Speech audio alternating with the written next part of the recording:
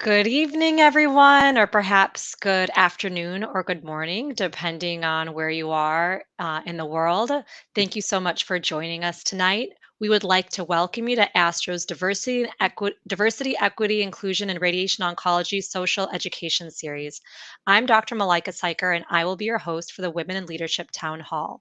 DEINRO, which stands for Diversity, Equity, Inclusion, and Radiation Oncology, is a new social education series that focuses on diversity and belonging in radiation oncology, brought to you by the newly formed ASTRO Ex Officio Council on Health Equity, Diversity, and Inclusion, CHETI, and the Division of Education.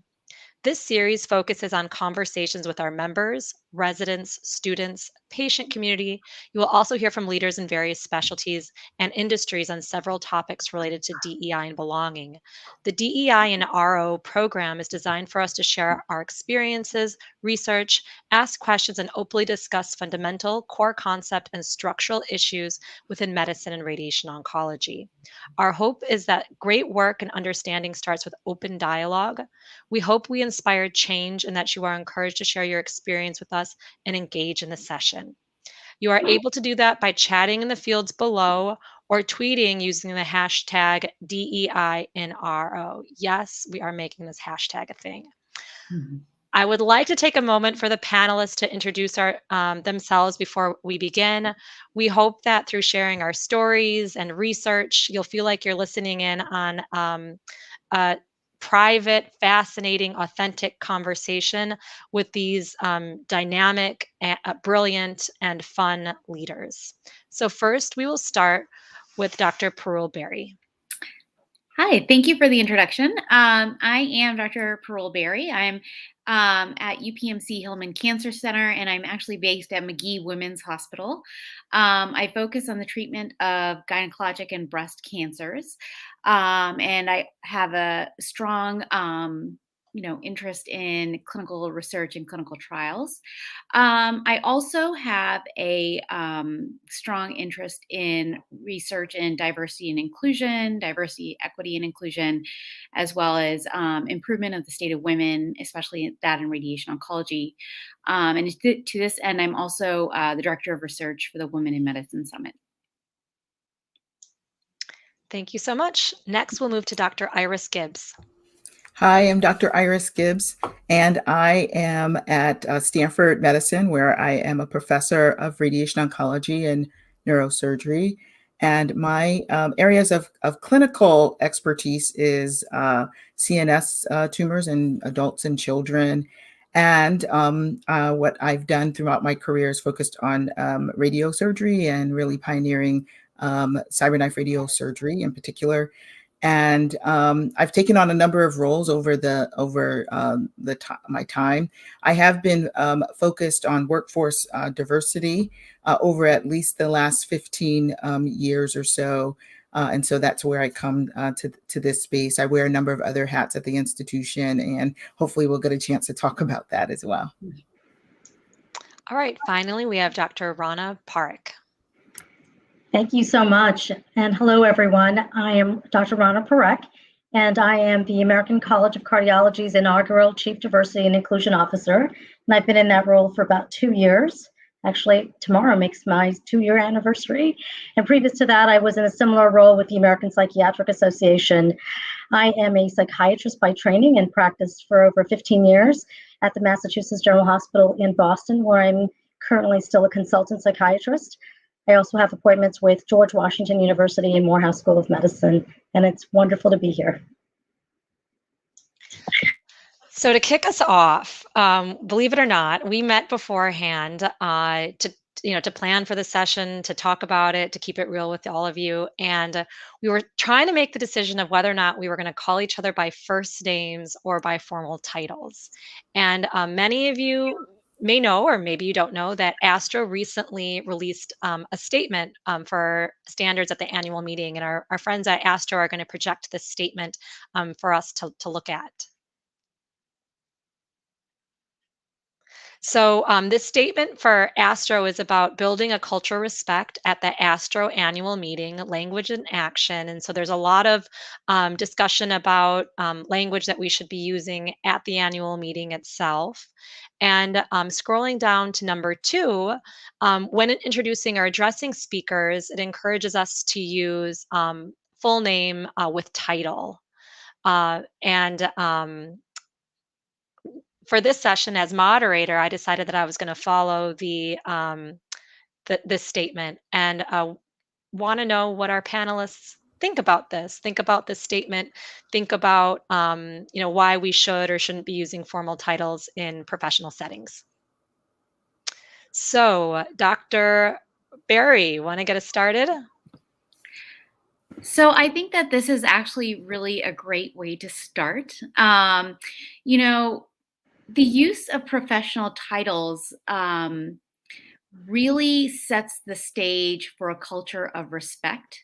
And what that does for women and underrepresented minorities, people that may not already have that kind of implicit respect from others, it lays down that foundation and says, you deserve to be treated with this level of respect. You have earned this. This is who you are, and this is what we are recognizing you as. Interestingly enough, often when we go without titles, it can be seen as something that is more collegial and friendly.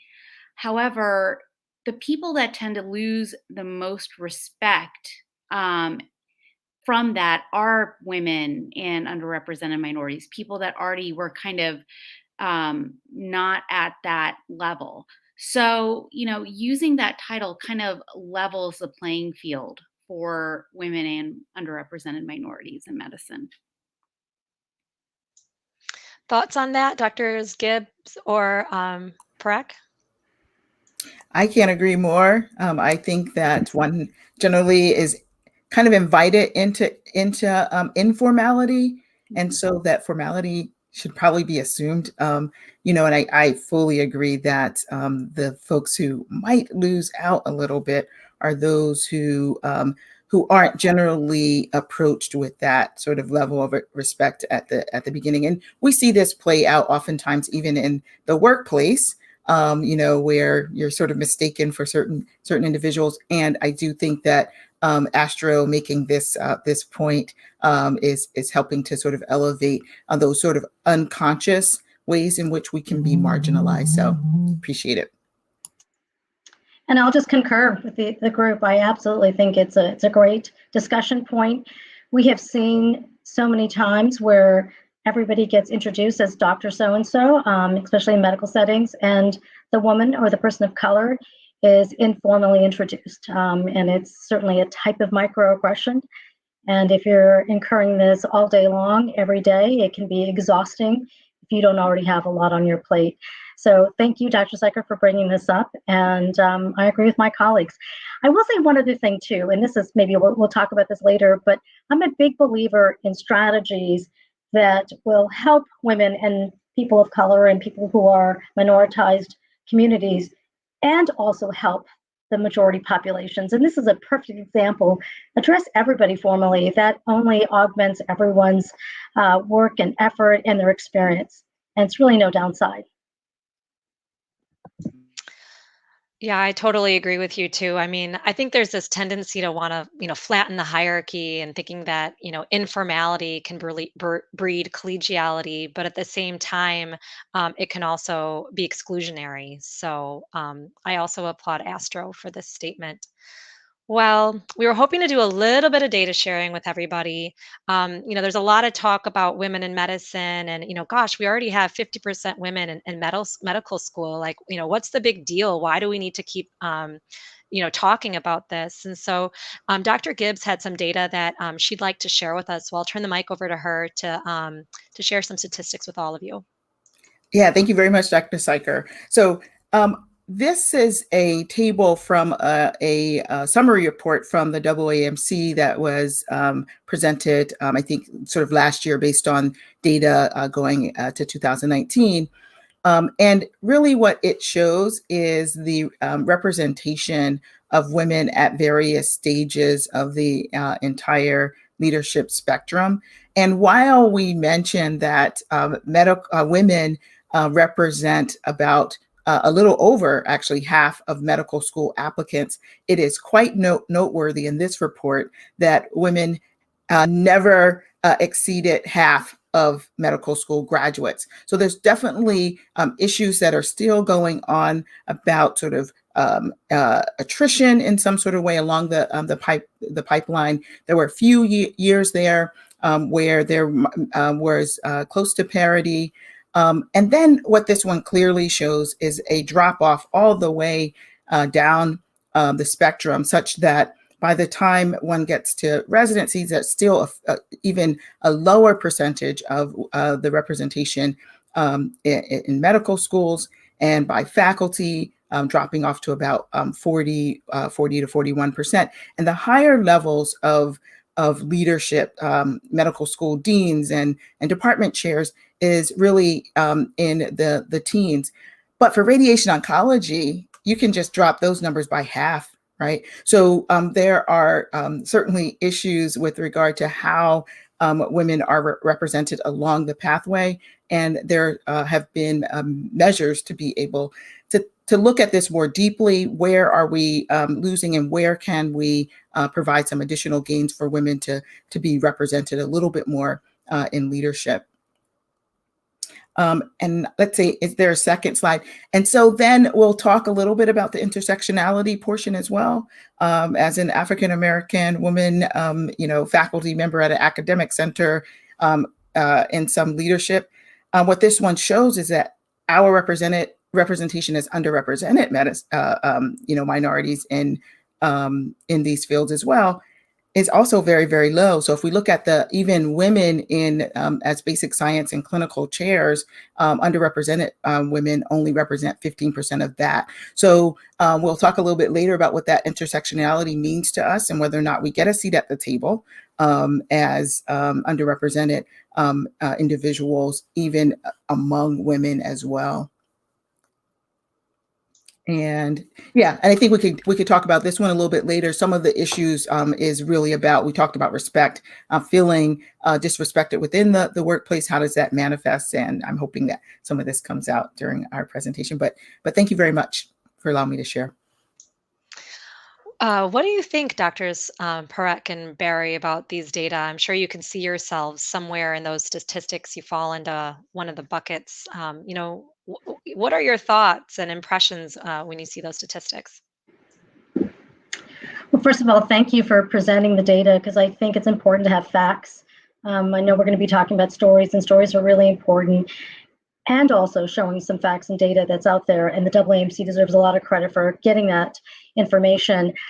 I think, I won't speak for everybody on this call here, but I'm not surprised. Cardiology, it's also really poor representation of women, first of all, in the field of cardiology. And then if you look at leaders of positional leadership and influence, income equality, I mean, we see this over and over again, that women are lagging behind men. I think we need to give credit for all those whose shoulders we stand on and really went to bat to bring the medical school demographics where they are today, and to continue to promote those strategies, because obviously they were successful. And now to look at the rest of the pipeline. We've all seen that metaphor of the leaky pipeline for science, technology, engineering, math, and medicine. The 1990s, we used it as a way of blaming why women and people of color were not moving along. And then, of course, we've learned now that there's so many aspects to systemic barriers and systemic discrimination that have led women and people of color and minoritized communities from progressing. There needs to be a lot of effort, though, at that place of positions of power and influence. I want to give a little bit of a plug to a program at the American College of Cardiology. I was not responsible for it, but it certainly is so apropos to this conversation. One of the senior women at ACC was really interested in the mid-career woman, the woman who is lost, the talent is lost in the organization, in the field, if we don't tap into her resources. And so there's a leadership program to re-engage the mid-career woman. And in doing so, bringing the allies to the table as to what they're doing potentially in their own organizations that's not refurbishing that talent or leveraging that talent, or what kept that woman from being retained in the organization and promoted. So we do a good job with recruitment, but we really need to do the other pieces, which is retention, promotion, and really encouragement to meet the highest levels of an organization. So great data, and I'm so glad we're presenting it today. I absolutely agree, and want to echo the sentiments of Doctors Gibbs and Parekh that this is so true. You know, it's so crazy that we actually had a woman create our field, Marie Curie. You know, probably one of the few, if only, dual Nobel Prize winners in physics and chemistry, and yet so many of us, when we interview for jobs, are happy to just see one woman in the department. And so just think about that. That is where we are now. And so it says something, you know, Dr. Gibbs is entirely right. You know, we look at the faculty, there's only 40% faculty that are women. But in radiation oncology, it's about 25%. And that's both the faculty and the residents. And then when you look at radiation oncology departments and you actually see the makeup, often, you know, if it's a small to medium sized department of 5 or 6 people, you'll see just one woman. And she is often asked to do breast and gyne, which, you know, is my area of expertise and my, you know, my area that I like. But a lot of women in our field complain about the fact that we feel like we are getting pushed into this area. I enjoy head and neck cancer. I enjoy treating thoracic or CNS, you know? And so that is a problem. And I think it's something that needs to be recognized. Furthermore, I think a lot of emphasis on our field, and rightly so, has been done to attract junior women, women in medical school to become, you know, radiation oncologists, to become academic faculty. But building mid-level women, especially when they become more of a threat, when things become a little bit harder. You know, Pamela Coons has written a lot about this. And I think that it's something that's very important, because looking at the percentage of faculty is important, but looking at the number of mid-level and full professors in radiation oncology that are women is also very important. And so I think that these are things that need to be addressed in our field. We're a highly competitive field. We have highly talented women, and we need to find a way to not only get women in the field, but retain them, build them past the mid-level, build them to become full professors, leaders within their department, leaders within the medical school, or if they're in private practice, leaders within the community. I think that's where we need to go. I'm not sure, Dr. Gibbs, what your experience was as a, you know, full professor coming in, and all of that. How long do we have, right? Because there are some stories. So yeah, my journey has not been without several hiccups and issues, though, and those I think help me to you know, help in my role as mentor and in my sponsorship role, I think now for those who are coming along, because there are some key lessons that I think that maybe had I learned them, I might have had an easier way. But yeah, I think that you know, it's not easy, and I think each of us has maybe our own individual challenges. But I personally feel that the onus is really on institutions to create a culture that has the eye of a wider sort of umbrella. And it's not about accommodating, right? It's about equity. It's about making sure that everyone has what they need to actually thrive, and not just simply survive in that space. And over the last couple of decades, that has sort of the shift that I think medicine has, you know, has been challenged to do. And so I won't give all the little details about my journey, except to say that I was held up actually for my faculty promotion, despite having, multiple publications, hitting, leadership roles, having, national, national recognition. And, for me, I felt like I understood kind of what was going on. That the one thing that maybe there was some, questions or issues about in terms of the way others saw me, I absolutely knew that bias had a little bit to do with that. And that the other work that I would do, and that's why I always saw myself, as work hard and you will always just be rewarded for it. But suddenly it became, okay, no, we actually want to make sure that everybody likes you. And I can't always be in control about whether or not everybody likes me, but I try. And some of these things got in the way. And now when everybody discovered bias, now it became like, oh, we understand what you were dealing with. Now we understand it. We're going to put that in perspective, and that'll be better for women that come in after me. But for me, it was like, understanding other people's leadership and awareness journey about what that looked like, right? But anyway, so I'm happy where I am, and I do believe I have some lessons to offer. But again, I think dealing with other people's sort of, I want to say, leadership trajectory and understanding. But then, you're still having to wait until they get there oftentimes. So when I see the data that Dr. Gibbs shared, it's not just random chance that that we're seeing this, because we see this repeated over and over again in different industries. Outside of medicine, outside of the science. Like there's something that's clearly happening in the environment. And one of the things that I was hoping Dr. Parekh could talk about is navigating the workforce. From microaggressions, etc. And share some of the stories that and lessons you've learned navigating the workforce. Thank you for an important question. And it sort of hints at some of the things that Dr. Gibbs and Dr. Berry have already touched upon. I think the first step in all of this work is knowledge. Education is very powerful. Just like in medicine, when our patients realize what they have, the diagnosis is just, there's something very comforting, even if it's a negative diagnosis, because now you can start thinking of a treatment plan. And for me, I feel like the first time I had an aha moment was really 20 years ago when I was starting my residency in psychiatry, and I was assigned Dr. Chester Pierce, who is an icon in medicine and certainly around race in medicine. He was a professor at Harvard in psychiatry, social medicine, and education. He coined the term microaggression in 1969, though had been thinking about it for years.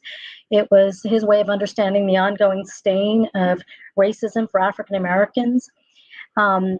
That term alone brought me huge comfort, because for a long time I thought it was just me, because microaggressions by definition are so subtle yet innocuous and nobody else sees them or experiences it, but you do.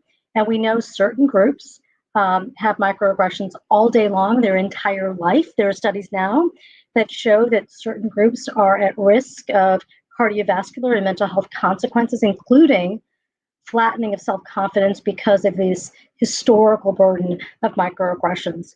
So I think the first step was like having that aha moment that this is happening, and then realizing that networks and education where you can lean in on people, because the solutions are less written about, but we do know that together in a community like this, and I hope the chat will be buzzing soon, that people will have all different ways of combating microaggressions. The second aha moment that I had was really understanding the term microaffirmations. And for me, I always wondered if something so small like a microaggression could be so powerful and deleterious. Couldn't there be something so small and innocuous and at the same time so positively powerful? And something that we can all practice is microaffirmations. And it was really my mentor, Dr. Julie Silver, who leads the Harvard leadership course for women. that really kind of model not only micro affirmations, but how do you create affirming communities and environments. And this goes back to Dr. Gibbs' point about institutions and organizations really being responsible. So moving away from the onus being on the individual that, Ranna, it's you that's just getting microaggressions. No, it's not Ranna that's just actually getting all these microaggressions. Maybe there's a system or culture or an environment that's allowing for this to continue. I also really believe that if you find the right environment, and women should be encouraged, as should people of color and people who are minoritized, that you have BATNAs, which are alternatives to toxic environments. And that was a very big aha moment for me too, is that when you're in environments that breed microaggressions, because it's a contagion, it seems like when one person does it, it models it for everybody. And then you find environments where people are affirming, and that's also a contagion. You find that everyone seems to be affirming, and then you find your career taking off, which is what I found. But I feel like there were a lot of moments along the way. One is first being empowered to understand what was happening to me, and then finding people, mentors and sponsors that Dr. Gibbs and Barry have alluded to that are really critical, and then having faith to leave systems that were not going to change, and then finding and not stopping till I found environments that were much more affirming. So I don't know, when was your last, Dr. Gibbs or Dr. Barry or Dr. Parekh? What was your most latest microaggression? For me, I think just this week or last week, I had two separate patients. One patient who asked me, how long have you been here? And I think that was in reference more to, like, my age, perhaps looking young. I had another patient ask me, "Oh, are you from Wisconsin?"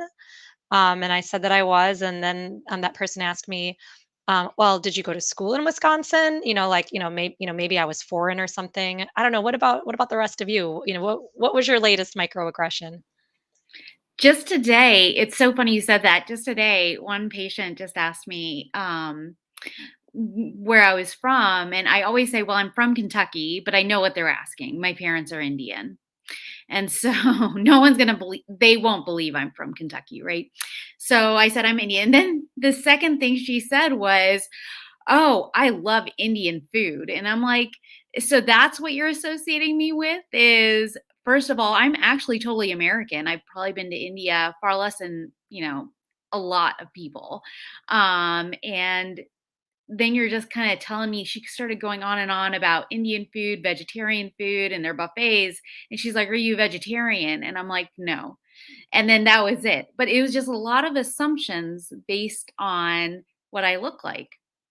And I just, that was kind of a it wasn't as malignant as some microaggressions, but certainly it makes you feel like the perpetual foreigner, that a lot of Asians feel like when they're here, that we will never ever be looked at as what are considered true Americans. Well, I think that I haven't relatively recently, thank goodness, suffered that much from because we're in, from the microaggressions. But I feel like I most commonly am brought into a dynamic where there's the privilege portion that people don't always they don't always understand, because they are usually folks who are allies, actually, and folks who are really supportive in general of trying to understand or improve, like, diversity and inclusion.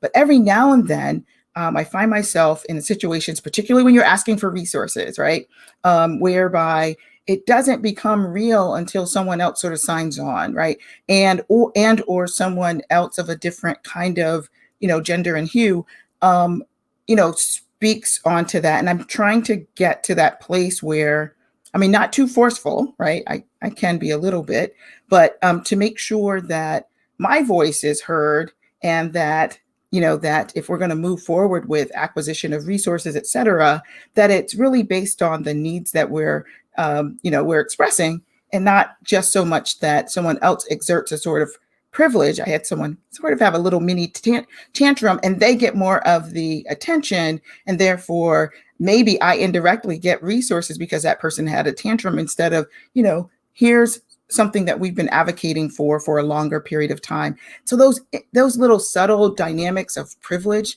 that oftentimes people don't even recognize, and I recognize it immediately. I'm like, wow, if I were this particular person and had a tantrum, I don't know that it would work for me. Anyway, it's probably more of that dynamic that I experience more. I do experience microaggressions from time to time, but I think they see some gray hairs and other things. So maybe I don't get the ones based on age anymore.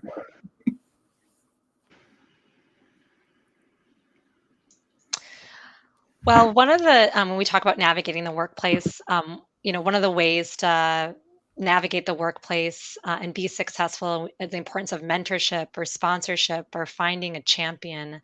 Dr. Gibbs, what are your thoughts on the importance of mentorship or sponsorship or finding a champion?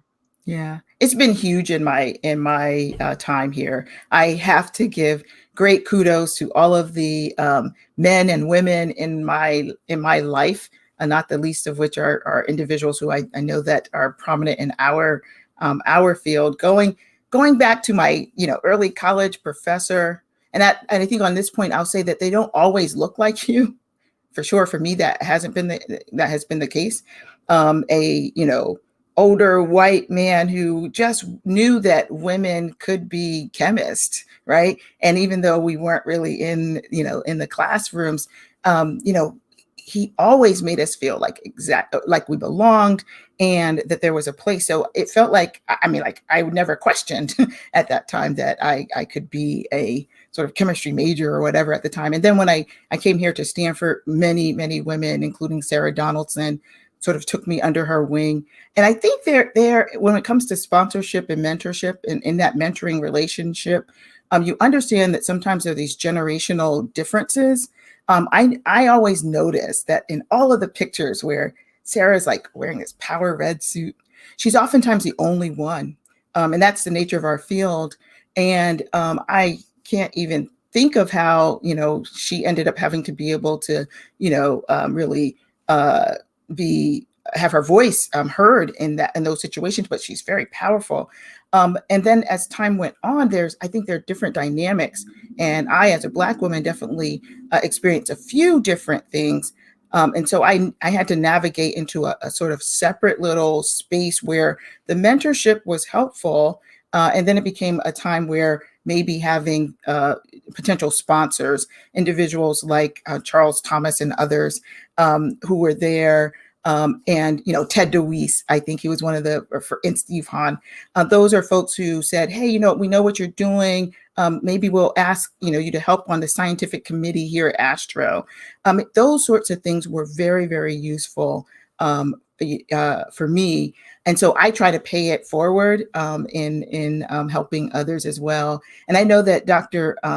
Parekh talked a bit about the micro affirmations, and oftentimes I'll bring some of those into, those time periods where it's like, oh, have you thought about this person? Affirming, other women in, a meeting, making sure that whatever the topic is, if there's someone who brought up a great idea, to really sign in on that and to give them credit for that. Otherwise, it becomes like, hey, that was my idea. And so those sorts of micro affirmations, the ability to provide a platform for other people as well, is what I feel like I try to do now because I've learned from the best. What about you, Dr. Parekh? Any instrumental mentors or sponsors that you want to give a shout out to tonight? There have been so many along the way. I mentioned Dr. Chester Pierce. I credit him actually most and foremost for teaching me how to be a good mentee.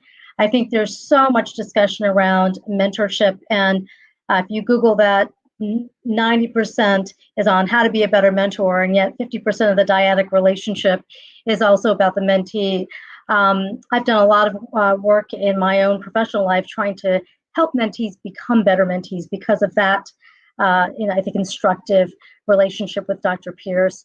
I've been so fortunate because I am the Chief Diversity Officer. I meet people across the country who are in similar roles in their institutions or hospital settings. So it's been so interesting to hear over and over again how important formal mentorship is, along with the inorganic mentorship that one has. And so I've been really spending a lot of time trying to create formal mentorship opportunities for people where we do this sort of pairing, a thoughtful pairing of people, and then onboarding both the mentor and the mentee on how to really make that dyadic relationship the most fruitful. Sponsorship is more and more difficult, I think, aspects to kind of explain to people who are just starting to navigate their career. Unlike mentorship, which is oftentimes driven by the mentee, in the sponsorship and protege relationship, it's driven really by the sponsor. And this is really where I've tried to tell more women and people who are minoritized that going out there, networking used to be a bad term in my mind until I realized that I somehow had a different version of what networking meant. But you got to get out there. And these days, there are so many conferences for women and women to become leaders. I think this goes back to some of the DEInRO data, because we're understanding that there's a bottleneck somewhere. And so all of these wonderful women leadership conferences are popping up. What a great opportunity to network outside of your specialty. I find that sometimes talking to people and to women and to other people outside of my own specialty, just for lots of reasons, privacy maybe, or thinking about how other organizations, other specialties are dealing with issues around DE&I, can be very valuable. But that's how you meet sponsors, people who are going to say, I met that Ranna Parekh psychiatrist somewhere. I actually think she would be a wonderful addition to this paper that I'm doing, or join in a conversation or a talk, or et cetera, et cetera. That's really how most of my opportunities, and in the last 5 to 7 years, I think my career has been jettisoned by going outside of my comfort zone, going to conferences that may not be related necessarily to my field of interest, but that are somewhat tangentially related, and just going out there and learning. And I think somebody talked about this earlier, but failure is a great lesson. Failure is lost on you if you don't turn that around and learn. I used to just freeze when I was at these networking sessions, and then people taught me, well, have a 2-minute elevator speech. Well, you know what? That was not me. And then I realized it's okay. You can just start asking open-ended questions until you feel more comfortable, and then you start learning to kind of network better. And then the more you do it, the better you get at it. But I think sponsorship is really critical. And the only way you're going to get there is if you're out there, so that the sponsor is there to find you. So hot topic, especially for our junior faculty or residents or students who may be listening to this, is, finding your mentors, finding your allies. And, sometimes it's not in places where you think, you might find them. And so was hoping that Dr. Berry could maybe talk to us a little bit about, finding your allies, mentors, and sponsors. Certainly. And, I think that Dr. Gibbs and Dr. Parekh have really set the foundation for this. They are everywhere, is what I will say. Keep your eyes open, because your mentors and sponsors and allies are not necessarily going to look like you. And there are going to be people that look like you that are not necessarily your mentors, sponsors, and allies. And both of those things are true. So yes, you can have people that are women or people of color who will certainly understand your experience and support you. But given the nature of our field, and even outside of our field in oncology, if you're doing, cross-sectional research, or in the rest of medicine, there are a lot of people, and just as Dr. Gibbs showed in our slide, most of them are not women. Most of them are not people of color. They're not underrepresented minorities. So in order for you to access opportunities, you're going to have to find people that don't look like you. And that could be scary because you don't have shared experiences. But I think what Dr. Parekh alluded to and said actually quite clearly, going outside your comfort zone, going to conferences, meeting people, talking to people, trying to engage, that's when you get added onto papers or get added onto talks or learn something and you grow a little. And when people see that interest, oftentimes they'll want to grow you. So I think putting yourself out there is the first step. My advice to mentors and sponsors and allies is understand that a lot of women, people of color, and underrepresented minorities are often nervous and hesitant, and they don't have as many people helping them out. So I would encourage them to actually go out of their way when they see, junior faculty or medical students or residents or really anybody like that to say, hey, you know, think to yourself, how can I help them? How can I build them? How can I get them to the next step? What do I have to offer? It doesn't matter who you are. If you're a resident and you see a medical student that's interested, bring them up. If you're a mid-level faculty and you see a junior faculty that could get help, you should bring them up and just keep building along the way. And so that's what I would do. That's what I've done with my career. I've always put myself out there. Yes, you're going to fall on your face probably more times than not, but it's the small wins that you get that will slowly build you up. One of the topics that we talked about, and one of the things that we all have in common, is that we're all women of color. Those of us that are participating or identify as women of color, and you don't have to be a woman or a person of color to experience intersectionality. You could be a white man, but also a Catholic or a Mormon, or LGBT or LGBTQ. So I think it's important that as we talk about women in leadership, that we address the topic of intersectionality, particularly in feminism or outside of feminism, and was hoping that Dr. Gibbs could share her perspectives on that. Yeah, I think that one of the things I think about is a quote that that is attributed to Audre Lorde, who was quite intersectional in many identities, who says that there's no such thing as a single issue struggle because we don't live single issue lives, and oftentimes these intersectional identities can come in conflict with each other. And, particularly when you're trying to sort of prioritize what it is that you're in terms of your advocacy at a particular moment in time. And right now, I mean, I'm a broad advocate across all of, my identities, and an ally and advocate and co-conspirator in many other areas of marginalization as well. But oftentimes, when it comes to the issues of women and women of color, we have found oftentimes that women of color get a little bit left behind in the, sort of feminist struggle.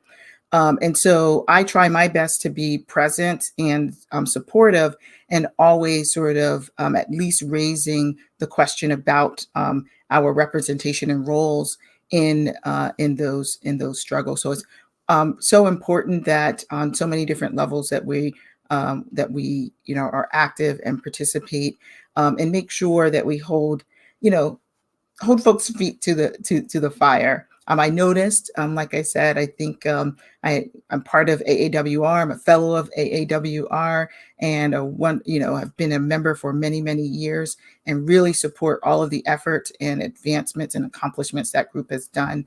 We celebrated, I think, 40 years earlier this year. And I did bring it to the attention of the group that when we went to sort of, highlight the milestones, we really didn't focus on women of color during that. And so I'm hoping that, that will be a springboard for some additional, focus there. But yeah, I'm wondering other folks' thoughts on the issues of intersectionality. I think that's actually a great point. And, and this kind of speaks a lot to how the accomplishments of women of color get overlooked. For example, one of the first chairs of radiation oncology was a Chinese woman, and I doubt nobody knows her name. And it's everyone knows the big names like Sam Hellman or Ed Halperin or things like that. And yes, we know like Marie Curie, but do we know the women that have made advancements in our field, no matter how big? And that's a problem. And that's a real big problem. This invisibility issue is very real, and it kind of causes a downplay and a reduced importance of our accomplishments. Because even if we are twice as good, no one really cares, it seems. So that's really how we need to elevate ourselves. And like you said, through the AAWR, where were the women of color? We know that there are women of color, in radiology and radiation oncology that should have been represented, and they certainly deserve it. But we need people at the table acknowledging this, and that's the necessary first step. I would agree with everything that's been already said. I mean, I think the key thing is that, when you have multiple minority statuses, it's not like if you have two, you've got twice as much going against you, or twice as much of a chance that you've got microaggressions. It's exponential, and so it's not just a quick additive formula. It's much more complex. The one thing I will say about intersectionality, and for those of us who are doing a lot of work at institutional levels or at the Professional Medical Society, if you're not talking about intersectionality, you're behind the curve around DE&I discussions.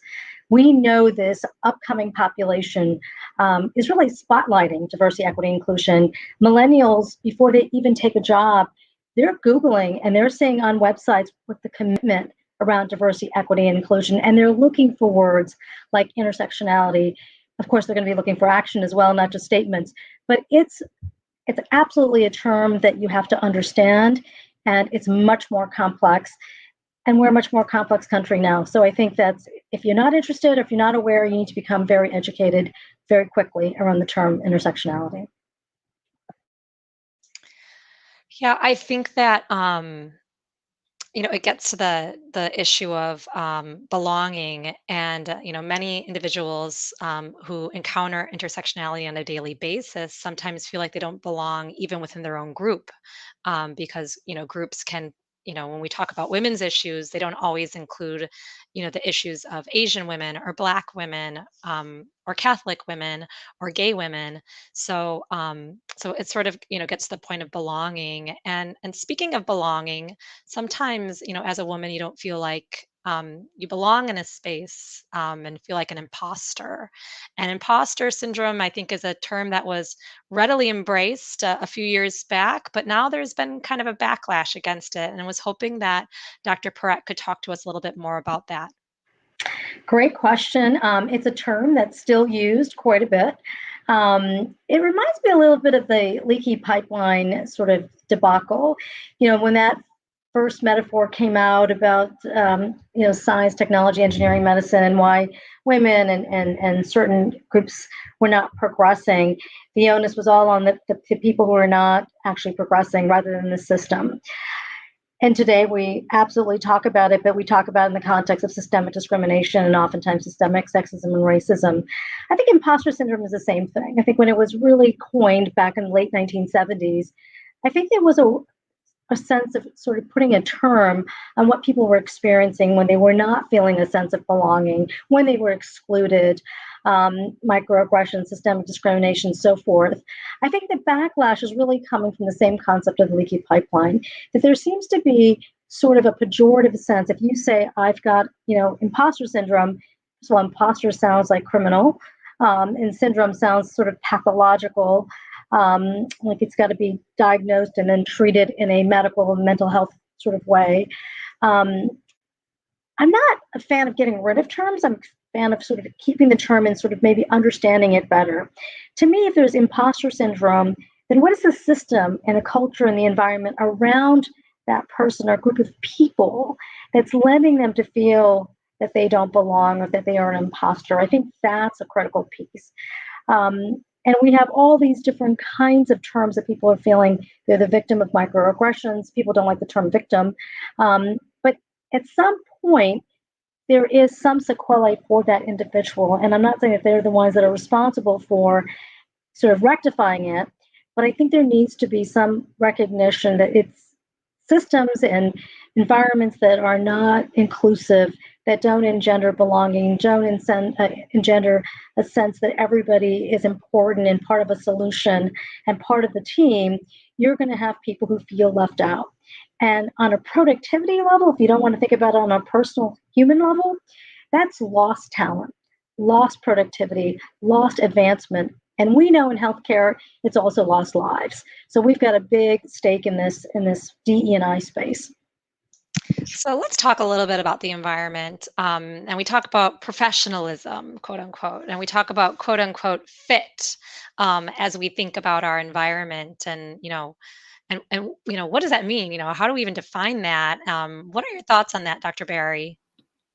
Certainly. I think that professionalism is defined by the groups typically in power, the groups that want to create a definition that works for them.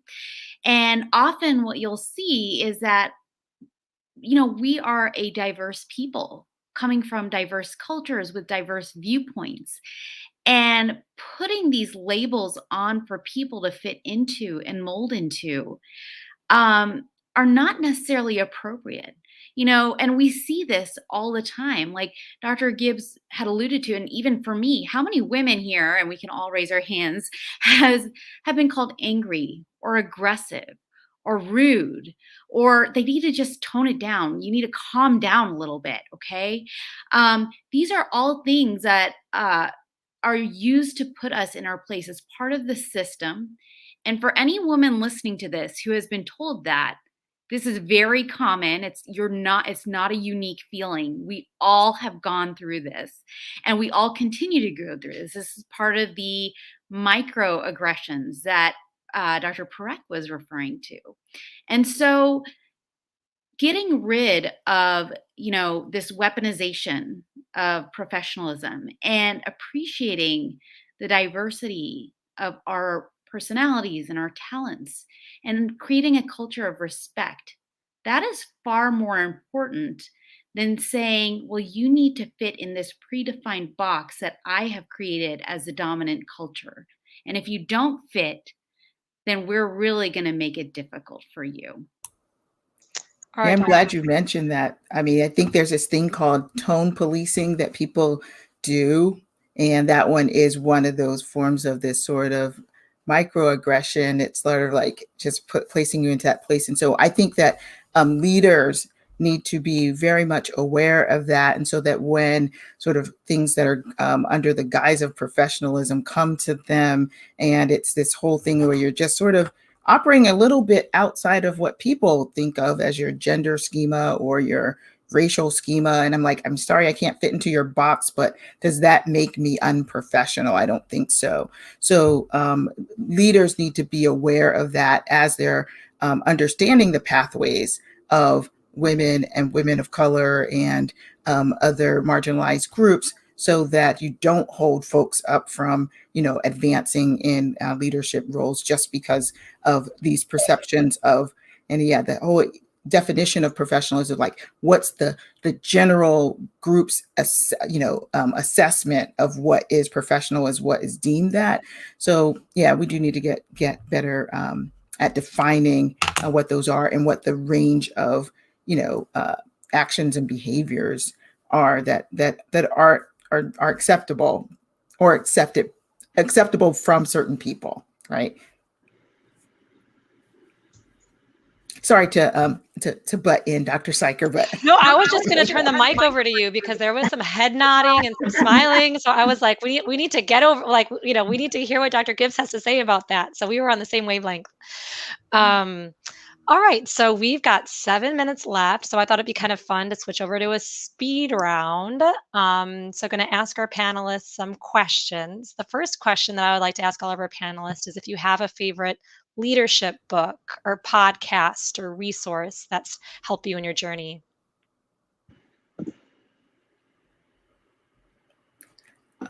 Okay, I guess I'll just go. It's a book that I've read relatively recently called How Women Rise. I think it's worth reading. It shows some different scenarios in different industries of key decisions that women have made all the difference. One example that comes to mind is one where a woman kind of felt like she was just keeping her head down and was just, people would notice her and she'd get promoted. And then all of a sudden someone else came in and they just asked for it. Right. And it was like, wait a minute, I've been doing this all along. And the person said, hey, I didn't think that you wanted it, right? So anyway, that one's a good read. And it was called When Women Rise, you said? How Women Rise. How Women Rise. Okay, got it. All right, Dr. Barry? So, there are several leadership books. I think Lean In was probably the first one that kind of brought to light, a lot of these issues I was facing. Now, I do understand there are a lot of flaws to that and biases based on the fact that, it doesn't take into account a lot of the experiences of women and people of color. But there were certainly things I identified with, like the mentorship chapter or the likability thing, where if you just change the name on a CV from a woman to a man, they're more likely to be hired. And so, and women who are direct, Adam Grant just posted something about this. Women who are direct are deemed basically aggressive, whereas men are just assertive. So, that was probably the first, book that kind of really brought to light a lot of things for me. So there's probably two books that I keep going back to that I really love, and there's a lot of more recent books that are great as well. But I like Getting to Yes, and I like The Alchemist. I like Getting to Yes because I think negotiations are something that women are intuitively really good at. We're collaborative, and today collaborative negotiations trumps, sorry to use that word, trumps Trump-style negotiations, which is competitive negotiations. And I think that women really need to learn their value. And BATNA is a term that comes from Getting to Yes and the whole Harvard negotiations project, which means basically Plan B. When you walk away, if you can't get the environment that you want to work in, or if you're not happy in a certain situation, or if it's toxic. I like The Alchemist because for me, it's so inspirational to remember to find your authentic self and to dream and to follow your dreams. That life is a journey. I'm sure that all of us on this panel have had an indirect road to our career. And I think it's important that if you follow your dreams, you'll find those mentors and sponsors. And just like Santiago, the protagonist, the universe will conspire to help you. And I am loving the comments in the chat here. We've got Dr. Chino, who gave a shout out, appreciated the shout out to Dr. Florence Chu, Dr. Franco, appreciating our discussion on intersectionality. Shout out to Dr. Barry from Dr. Masters for being an excellent mentor and sponsor. Hi, Dr. Suneja. Thanks. You're right. So many important terms that were dissected here.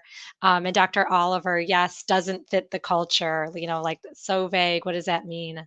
And we have Dr. Pereira, talking about the importance of, really like dissecting fragility.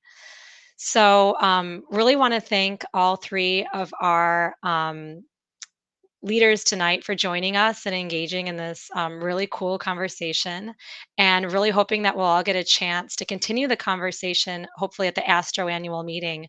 Are you guys planning on going? Absolutely. So Dr. Gibbs will be there. I'll be there. Dr. Barry will be there. Dr. Parekh, you want to come to ASTRO? It's in Chicago. Sure. Just to see all of you again. And can I just say that because I'm not part of ASTRO, I'm with the Cardiology Association and I'm a psychiatrist, but I cannot thank ASTRO enough for inviting me and to be part of this incredible panel and for spotlighting such an important topic. It's been such a pleasure. Thank you. Any other final words from Dr. Gibbs and Dr. Barry? Well, I will just say my piece of advice, because I know we're going to do a little round, but we're running out of time, is make sure you have a seat at the table. And when there's a chair, sit in it. And if there's an opportunity, please take it. The last bit of advice, that's great advice. And the last bit of advice I will tell you, because there are going to be so many microaggressions and so much, negativity that can be aimed at you, is to understand that these experiences are common. They're not unique. And so many of us go through it. And you're not alone, because there are going to be several times in your career where you feel very alone and you are feeling attacked and threatened. And it's not you, it's not personal, it's common. And that's what I would say.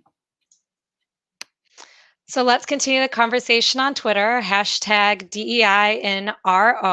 or in real life at the ASTRO annual meeting. Hopefully, we'll see you at some of the Committee for Health Education for Health Equity, Diversity, and Inclusion events. And finally, to wrap us up, I hope that you found this conversation authentic and that you feel validated, empowered, and curious to learn more. We would like to thank you all for attending this session.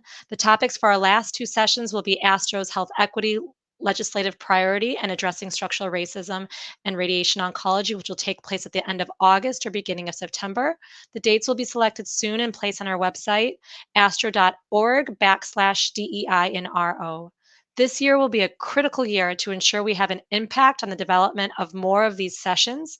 Please ensure you're a member in good standing, as we will need as many of you to vote this fall to ensure that ex officio Council for Health Equity, Diversity, and Inclusion is voted for in the bylaws revisions to be a fully formed voting member of the ASTRO board.